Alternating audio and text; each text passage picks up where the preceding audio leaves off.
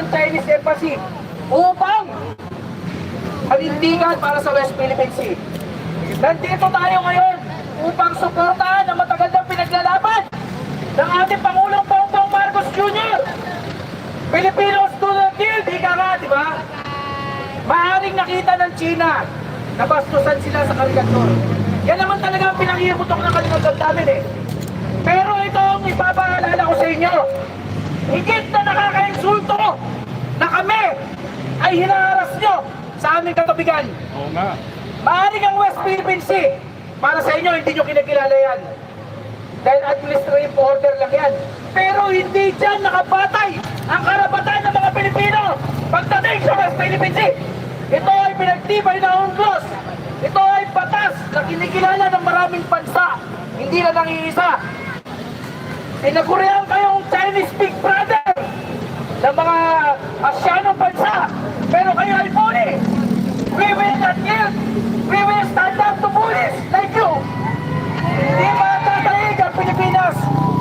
Kami po, kailanman, ang mga Pilipino ay hindi nanakot. Kami ay sinubukang sakupin, pero lahat sila sa bandang uli, hindi nagtagumpay. Kaya tandaan nyo, walang maliit o walang malaki na nakakapuwing, lagi maliit. Ang Pilipinas ang magbibigay ng puwing sa mata ng malaking China. Hindi nyo pwedeng ipagmalaki sa amin na kayo ay na-insulto ang leader nyo. Ihamak na mas mahirap ang pinagdadaanan ng aming mga kababayan mangingisda. Dahil nakasalalay sa kanilang mangingisda ang kanilang buhay. Sa lahat ng mga Pilipino na nanonood ngayon na makakapanood dito, maaaring itatanong nyo, ubig lang yan. Wala akong kapakinabangan dyan. Diyan kayo nagkakamali. Milyong-milyong Pilipino ang araw-araw kumakain ng isda. Hindi nyo ba alam na kung ang ating mga mangingisda Pilipino ay malaya, makapangingisda dyan sa West Philippine Sea, magmumurang isda? Kamakailan, na-discover ang Malampaya East 1 na may untapped resources. Pag yan nagamit para sa mga Pilipino, magmumura ang ating mga kuryente. Hindi pa lahat ng Pilipino ay makikinabang. Sa siyam na senador na ayaw pumirma sa resolusyon upang kuntinahin ang mga pahayag ng China sa ating mga leader. Nakakahiya po kayo.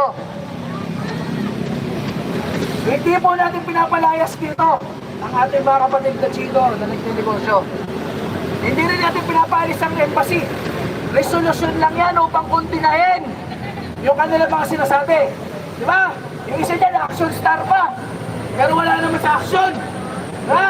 Nasaan ang tapang mo? Ha? I'm calling you out, Mr. Robin Padilla. Ikaw na rin nagsabi. Ginawa lang nila to dahil iniinsulto ang kanilang Pangulo. Ngayon, iniinsulto din ang Pangulo mo. Ha? Sino ba ang Pangulo mo, ha? Yung nagkanulos natin sa China? Ha? Yun ba ang Pangulo mo?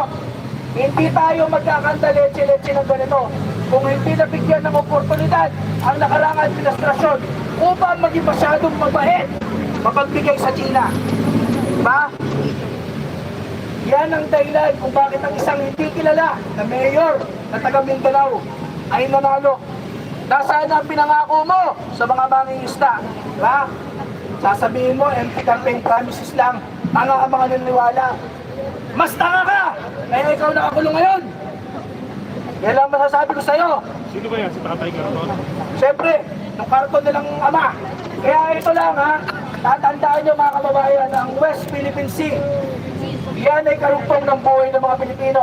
Sa mga nagtatanong hanggang kailan ba dapat makipaglaban, isa lang tanong ko sa inyo, pwede bang tanungin kung hanggang kailan kayo hihinga? Ganon, ilaalaga ang West Philippine Sea sa ating bayan. Maraming salamat po.